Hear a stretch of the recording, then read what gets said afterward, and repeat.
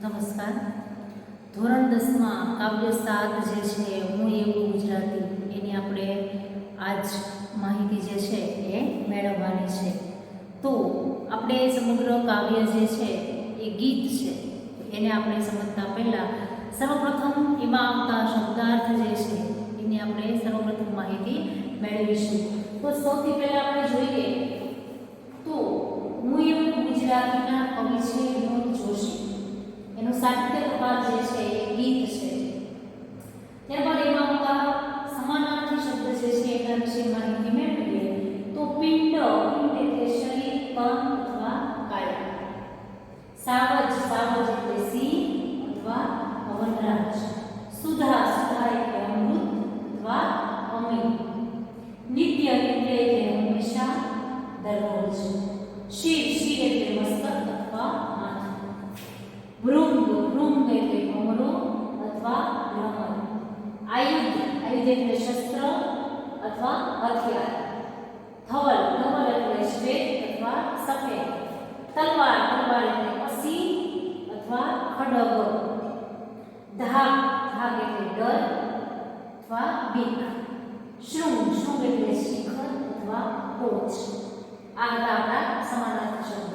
ત્યારબાદ આપણે વિરુદ્ધાર્થી શબ્દ જોઈએ તો ધવલનું વિરુદ્ધાર્થી શ્યામ, સુધા વિરુદ્ધાર્થી વિષ, સ્મિતનું વિરુદ્ધાર્થી રુદન, આશીષનું વિરુદ્ધાર્થી શ્રાપ અને મૌનનું વિરુદ્ધાર્થી વાચા. સત્ય વિરુદ્ધાર્થી અસત્ય, સૌમ્યનું વિરુદ્ધાર્થી રૌદ્ર, શ્વાસનું વિરુદ્ધાર્થી ઉશ્વાસ. આ હતા આપણા વિરુદ્ધાર્થી શબ્દ. હવે આપણે એમાં આવતા ઘણા બધા શબ્દો જોઈએ કે પરભાતી એટલે પ્રભાતિયા, ગોખ એટલે ગોખલો, હાક એટલે મોટેથી બૂમ પાડવી.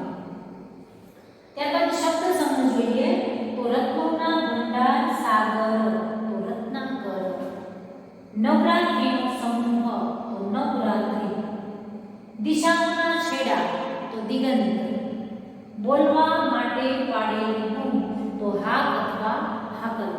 આથી આપણા પાઠ્યપુસ્તકનું કાવ્ય જે છે એમાં આવતા મુખ્ય શબ્દાર્થો. હવે આપણે કાવ્ય જે છે એની સમજૂતી મેળવવા જઈએ તો ત્યારે સર્વપ્રથમ આપણે આ કાવ્ય જે છે એમાં વિવિધ પ્રકારના ગુજરાતમાં રહેલા કે જે ગુજરાત જેવાથી ગૌરવ અનુભવે છે, શું ગુજરાતની વિશેષતા છે એના વિશે લેખક જણાવી અને એમ કહે છે કે હું મારી જાતને ધન્ય અનુભવું છું કે હું એક ગુજરાતી છું. હું એવો ગુજરાતી છું કે મારા ગુજરાત દેશમાં ગુજરાત રાજ્યમાં આટલા બધા વિશિષ્ટ એવા લોકો, વિશિષ્ટ એવી પ્રતિમાઓ રહેલી છે. તો આપણે જોઈએ તો હું એવો ગુજરાતી. તો સર્વપ્રથમ આપણે ગુજરાત રાજ્ય વિશે માહિતી મેળવીએ છીએ. તો આ કાવ્ય લખનાર કવિ જે છે એની આપણે સર્વપ્રથમ માહિતી મેળવીએ તો હું એવું ગુજરાતી કાવ્યના કવિ છે વિનોદ જોશી. એમનો જન્મ છે 13/8/1955. વિનોદ હરગોવિંદાસ જોશીનું વતન બોટાદ છે.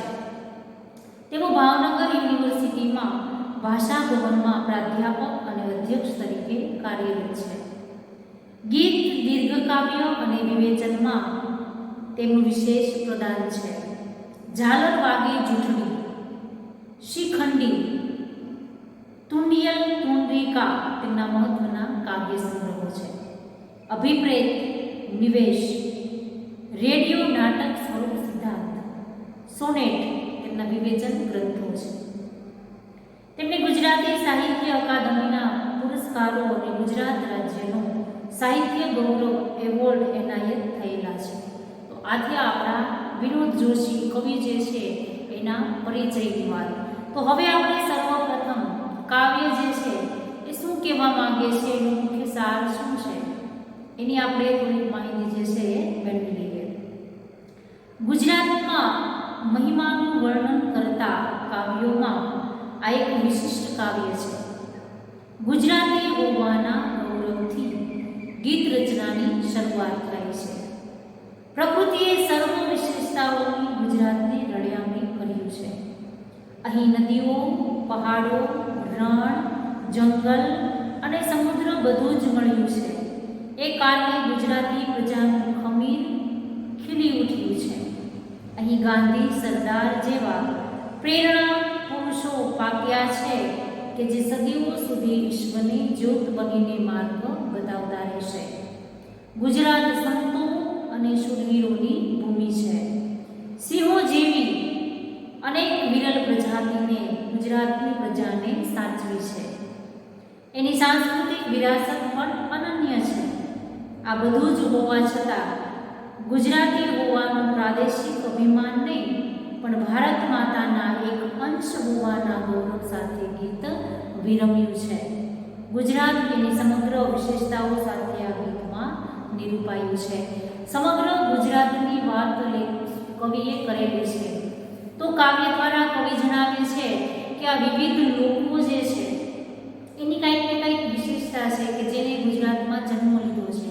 તો ગાંધી અને સરદાર પટેલ જે છે એની વાત કરી અને પોતે ગુજરાતી છે એનું અભિમાન નથી કરતા, પણ સમગ્ર ભારત દેશનો એક અંશ છે એવું માને છે. અને શું કામ એવું કહે છે? કેમ કે ગુજરાત પણ સમગ્ર ભારત દેશનો એક અંશ છે. તો એવું માની અને પોતાના દેશ માટે પોતે ખૂબ ધન્યતા અનુભવે છે. તો સર્વપ્રથમ આપણે કાવ્ય જે છે એની હવે સમજૂતી મેળવીએ. તો કવિ કહે છે કે હું એવો ગુજરાતી જેની હું ગુજરાતી એ જ વાતથી ગજગજ ફૂલે છાતી. કવિ કહે છે કે હું એવો ગુજરાતી છું કે જેની કઈ વાતથી, તો કે હું ગુજરાતી એ જ વાતથી ગજગજ ફૂલે છાતી. ગજગજ છાતી ફૂલવી એટલે અત્યંત આનંદિત થવું, ગૌરવ અનુભવવું. હું મારી જાતને શ્રેષ્ઠ માનું છું કે હું આ ગુજરાતમાં જન્મેલ છું. આ વાતથી જ મારી છાતી જે છે એ ગજગજ ફૂલવી એટલે મારા હૃદયમાં ખૂબ આનંદ થાય છે. મારું હૃદય આનંદિત થાય છે કે હું એક ગુજરાતી છું.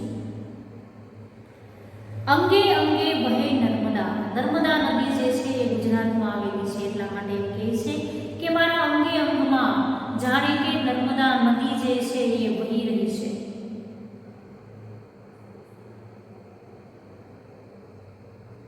શ્વાસોમાં મહીસાગર એટલે કે હું જે શ્વાસ લઉં છું એમાં જાણે કે મહીસાગર એટલે કે ગુજરાતના ચરોતર વિસ્તાર જે છે એમાં આવેલી મહી નદી છે. ગુજરાતના ચરોતર વિસ્તારમાં આવેલી મહી નદી જે છે એને મહીસાગર તરીકે ઓળખવામાં આવે છે. એટલે કવિ કહે છે કે મારા અંગે અંગમાં ભરૂચ જે છે એની પાસે આવેલી નર્મદા નદી છે એ મારા અંગે અંગમાં વહે છે. મારા શ્વાસોમાં જાણીતી મહી નદી રહેલી છે. અરવલ્લીનો પિંડ, અરવલ્લી પર્વતમાળા જે છે એની વાત કરે છે કે પિંડ એટલે દેહ અથવા શરીર. કે મારો શરીર જે છે એ શેનો બનેલો છે? તો કે મારો દેહ જે છે એ અરવલ્લીનો બનેલો છે. એટલે કે અરવલ્લી કોને કહેવાય? તો કે આબુ સહિતની પર્વતમાળા જે છે એને અરવલ્લી પર્વત કહેવાય. તો મારો દેહ જે છે એ જાણે કે અરવલ્લી પર્વત છે. મારું શરીર જે છે એ અનેક પર્વતોની જાણે કે હારમાળા છે. કે આબુ સહિતની પર્વતમાળા જે છે એ અરવલ્લી પર્વત નામે ઓળખાય છે. તો મારો દેહ જે છે એ અરવલ્લી પર્વત છે. પ્રાણમાં ધબકે છે રત્નાકર. કે મારા ગુજરાતમાં આવેલો રત્નાકર સમુદ્ર જે છે એ મારા પ્રાણમાં જાણે કે ધબકી રહ્યું છે. તો આ સમુદ્ર જે છે એ મારા હૃદય સમાન છે. જેવી રીતના મારું પ્રાણ જે છે મારા શરીરમાં પ્રાણ ધબકી રહ્યા છે એ આ રત્નાકર સાગર છે. એટલે કે ગુજરાતમાં રહેલી દરેક પ્રકારની પ્રતિમાઓ જે છે એને પોતાના શરીર સાથે સરખાવે છે કે મારા અંગે અંગમાં નર્મદા વહી રહી છે, મારા શ્વાસોમાં મહીસાગર છે, પર્વત જે અરવલ્લી પર્વત છે એ મારું જાણે કે શરીર છે, અને મારું પ્રાણ જે છે એમાં આ રત્નાકર જાણે કે ધબકી રહ્યું છે. હું સાવજની ત્રાળ. સાવજ એટલે સિંહ. કે હું ગુજરાતમાં મારી મુખ્ય શું ભૂમિકા છે? તો કે સાવજમાં ગિરનારમાં રહેલું સાવજ જે છે એ ત્રાળ છું. ત્રાળ એટલે અવાજ. હું જ ગરવી ભાષા લચકાતી, ગરવી એટલે ગૌરવ અનુભવતી અથવા ગરવી એટલે ગૌરવ, કે મારી ગુજરાતી ભાષા જે છે એ ખૂબ લચકતી ભાષા છે કે જે બોલવાથી સૌને ગમે છે. હું મારી જાતને ધન્ય અનુભવું છું કે હું એક ગુજરાતી છું, હું એવો ગુજરાતી છું. નવરાત્રિનું ગર્ભદીપ, કે મારા ગુજરાતમાં જ્યારે આસો મહિનાના નવ નોરતા આવે છે ત્યારે હું નવરાત્રિના ગર્ભદીપ સમાન છું કે જે ગરબામાં રહેલું દીવો જે છે એ મંદ મંદ અંદર રહેલો હોવા છતાં બહારથી ખૂબ પ્રકાશ ફેલાવે છે, બહાર પણ પ્રકાશ ફેલાવે છે. આપણે ગરબો જોયો હોય તો માટીનો હોય કે કોઈ ધાતુનો બનેલો હોય, એમાં કાણા ફરતા હોય કે જેમાંથી પ્રકાશ જે છે એ અંદર હોવા છતાં બહાર પણ પ્રકાશિત કરે છે. એટલે પોતે કહે છે કે હું નવરાત્રિનો ગર્ભદીવો છું. હું શત્રુંજય પર્વત, એટલે કે શત્રુંજય પર્વત જે છે એ પાલિતાણાના પર્વત જે છે એને શત્રુંજય પર્વત, શત્રુંજય નદી પણ છે, તો આ વિસ્તાર જે છે એને શત્રુંજય પર્વત કહેવામાં. શૃંગ એટલે કે ટોચ, શત્રુંજય પર્વતની હું ટોચ છું. પાલિતાણા વિસ્તારમાં આવેલા જે પર્વતમાળા જે છે એને શત્રુંજય કહેવાય. તો હું આ શત્રુંજય શૃંગ જે છે, શૃંગ એટલે કે ટોચ છું. સૂર્ય મંદિરે ગુંજરતો હું ધવલ તેજનું ધૂમ, કે સૂર્યના મંદિરે હું ગુંજરતો એટલે ગુંજારો કરતો, ધવલ એટલે સફેદ, તેજ એટલે પ્રકાશમાં ઉડતો, ભૃંગ એટલે કે ભમરો છું. હું સૂર્ય મંદિરમાં અવાજ કરતો સફેદ તેજનો એક ભમરો છું. હું ગિરનારની ગોખ છું. ગોખ એટલે કે બખોલ અથવા ગોખલો, કે ગિરનારમાં જે ગુફાઓ રહેલી છે એની વાત કરે છે કે હું જ ગિરનારની ગુફા છું, ગોખ છું. દ્વારિકા હું જ સુધારસ પાતી, હું જ એ કૃષ્ણ જે છે એને પ્રેમરૂપી અમૃત પાનાર છું. સુધા એટલે અમૃત, રસ એટલે કે રસ, અમૃત રસ પાનાર હું જ છું, કે હું જ દ્વારિકામાં શ્રી કૃષ્ણને અમૃત રસ પાનાર છું. અને હું એવો ગુજરાતી છું કે વાતથી મારી છાતી જે છે એ ગૌરવ અનુભવે છે, ખૂબ આનંદિત થાય છે. દુહા છંદની હું રમઝટ, હું ભગવું ભગવું ધ્યાન, કે મારા ગુજરાતમાં દુહા અને છંદ જે ગાવામાં આવે છે હું એની રમઝટ છું. કે દુહા અને છંદ જ્યારે ગવાતા હોય ત્યારે વ્યક્તિ જે છે એ ગાનાર પણ ભાન ભૂલી અને ગાય છે અને સાંભળનાર પણ પોતે ભૂલી જાય છે કે હું ક્યાં છું. તો આવા દુહા છંદની હું રમઝટ છું. હું ભગવું ભગવું ધ્યાન, એટલે કે હું ભગવે કપડે ધ્યાન ધરનાર કોઈ સાધુ છું. મીરાની કરતાલ હું જ હું નિત્ય એક આખ્યાન, કે મીરા જે કરતાલ ઉગાડે છે એની મીરાની કરતાલ પણ હું જ છું. અને હું નિત્ય એક આખ્યાન, આખ્યાન એટલે કે પ્રેમાનંદનું આખ્યાન, હું રોજ જે પ્રેમાનંદનું આખ્યાન કરવામાં આવે છે એ આખ્યાન છું. આ દરેક જે છે એ ગુજરાતમાં રહેલું છે એટલા માટે લેખક અહીં દર્શાવે છે. વિજાણંદનું જંતર, કે વિજાણંદ જે છે એ એક પ્રકારના એવા ગાયક કલાકાર હતા, એવું એક નાટકીય પાત્ર હતું કે જેમાં એ પોતે જંતર વગાડતા. તો હું વિજાણંદનું જ જંતર છું અને હું નરસૈયાની પ્રભાતી, એટલે કે પ્રભાતી એટલે પ્રભાતિયા, હું જ નરસિંહ મહેતાના સવારે ગાનાર પ્રભાતિયા છું. એટલે કવિ કહેવા માંગે છે કે હાલ પણ પ્રભાતિયા ગુજરાતમાં ગવાઈ રહ્યા છે. હું ગાંધીનું મૌન છું, કે હું ન બોલી શકું એનો મતલબ મૌન નહીં, પણ મારી અંદર ન બોલવા છતાં ઘણું બધું કહી જવાની શક્તિ છે. હું એ ગાંધીનું જ મૌન છું. હું સરદાર તની હાક છું, કે મારી અંદર ગાંધી જેવું મૌન પણ રહેલું છે અને સરદાર પટેલ જેવી હાક પણ છે. એક હાકલ માતા બલબલા જે છે એના પાણી ઉતરી જાય એવી મારી અંદર હાક, હાક એટલે હાકલ અથવા ધાક રહેલી છે. હું જ સત્યનું આયુધ જેની દિગ દિગંતમાં ધાક, મારી પાસે સત્યરૂપી આયુધ એટલે કે શસ્ત્ર રહેલું છે કે જેનાથી દિગ દિગંત એટલે કે દસેય દિશાઓમાં જેની ધાક રહેલી છે, પીક રહેલી છે, કે જેની પાસે શસ્ત્ર સત્યરૂપી શસ્ત્ર હોય એને એને ક્યારેય કોઈથી ડરવાની જરૂર નથી, કેમ કે વ્યક્તિ જે છે એ હંમેશા સત્ય બોલે છે તો એને કોઈની બીક ન હોય. પણ જે અસત્ય બોલે છે, ખોટું બોલે છે, એને એક સત્ય છુપાવવા માટે, એક અસત્ય છુપાવવા માટે ઘણું બધું અસત્ય બોલવું પડે છે. તો એ વ્યક્તિ હંમેશા જીતે છે તો બી ડરી અને જીવે છે. તો કવિ એમ કહે છે કે હું જ એક એવું સત્ય છું, મારી પાસે સત્યરૂપી એવું શસ્ત્ર છે કે જેનાથી દસેય દિશામાં એની ધાક રહેલી છે, ડર રહેલો છે કે આ વ્યક્તિ પાસે જવાય નહીં, કેમ કે જે સત્ય બોલનાર વ્યક્તિ જે છે એ ક્યારેય કોઈથી ડરતો નથી.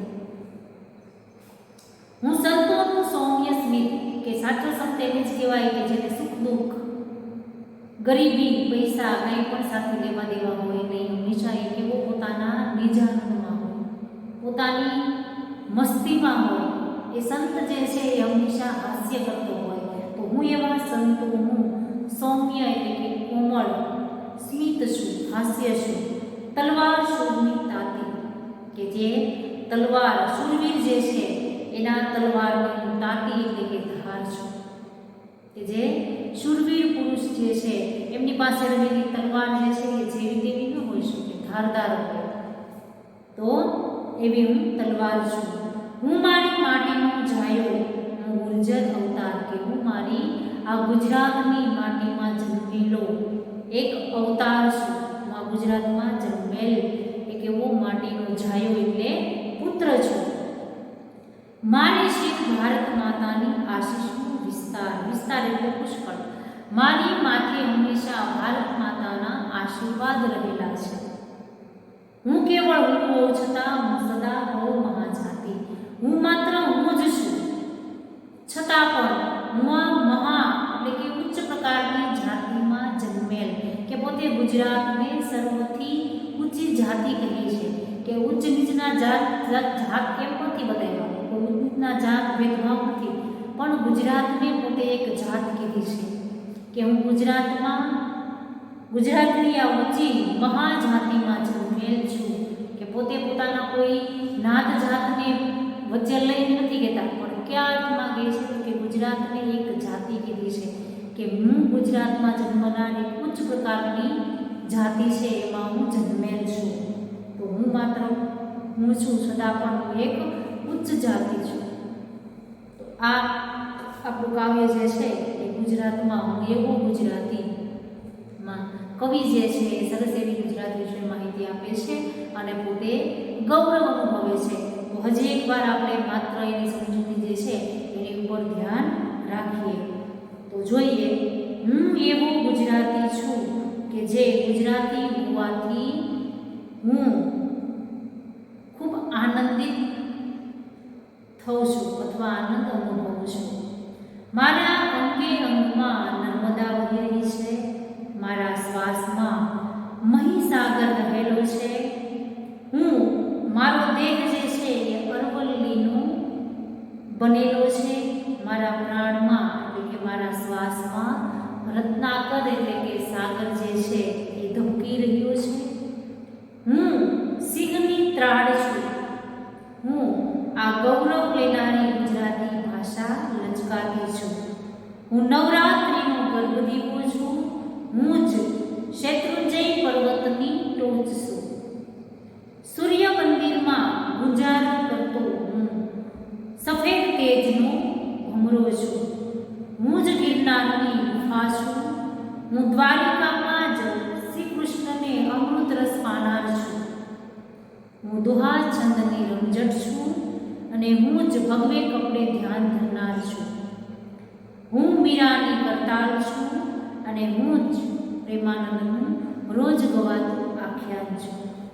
હું વિજાણંદનું જંતર છું. હું જ નરસિંહ મહેતાના પ્રભાતિયા છું. હું જ ગાંધીનું મૌન છું અને હું જ સરદાર પટેલની હાકલ છું. મારી પાસે સત્યરૂપી એક શસ્ત્ર રહેલું છે કે જેની દસેય દિશાઓમાં ધાક એટલે કે બીક રહેલી છે. હું સંતોનું સૌમ્ય એવું હાસ્ય છું અને હું જ શૂરવીરની તલવારની ધાર છું. હું મારી માટીનો પુત્ર છું.